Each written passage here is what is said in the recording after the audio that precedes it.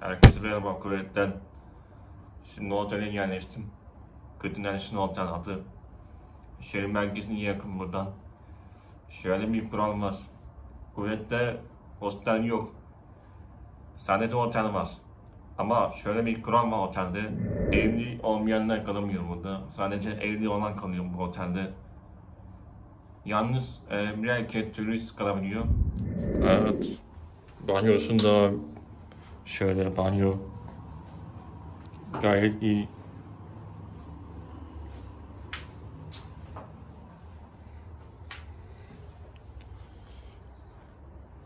Dört yıldızlı otel. Güzel.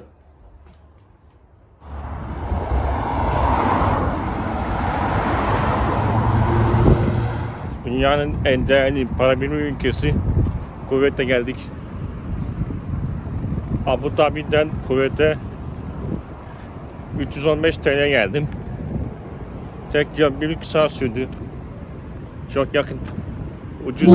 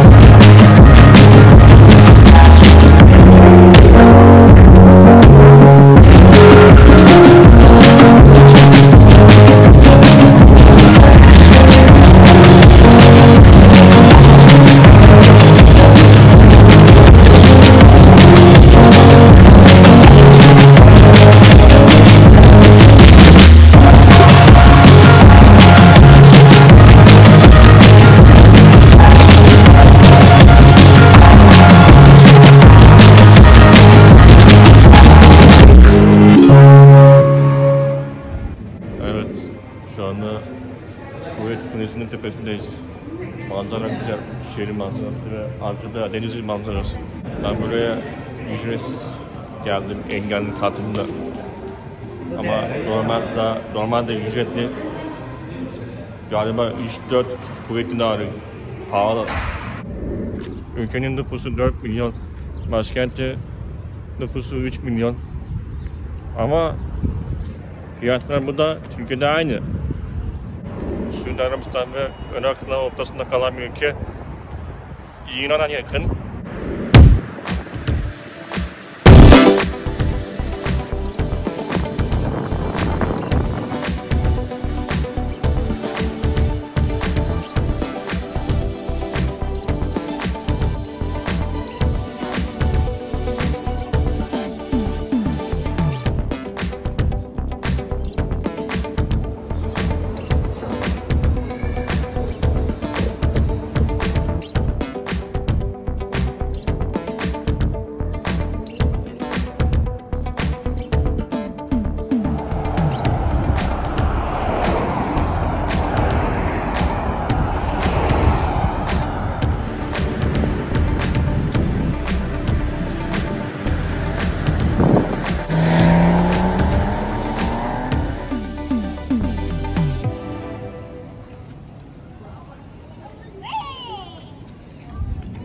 Evet, burası eski çarşı gibi, Albalakya.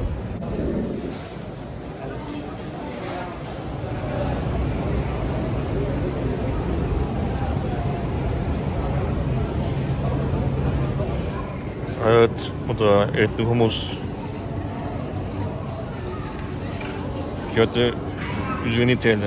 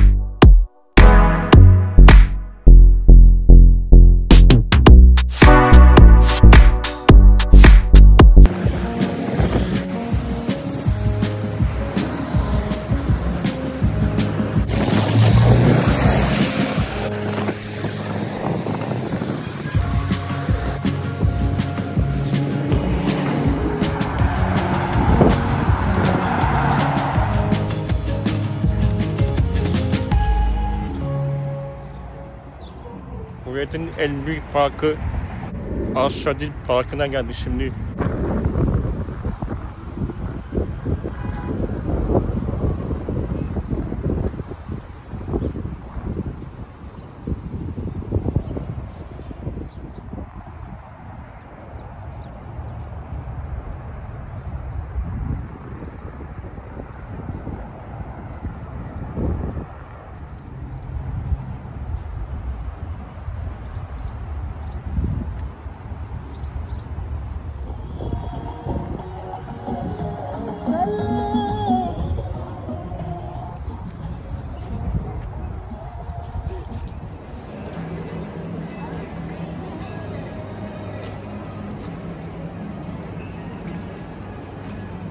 Evet, Kuveyt'in en büyük alışveriş merkezine geldim şimdi. Divenus Mall geçiyor. 15 kilometre mesafesi.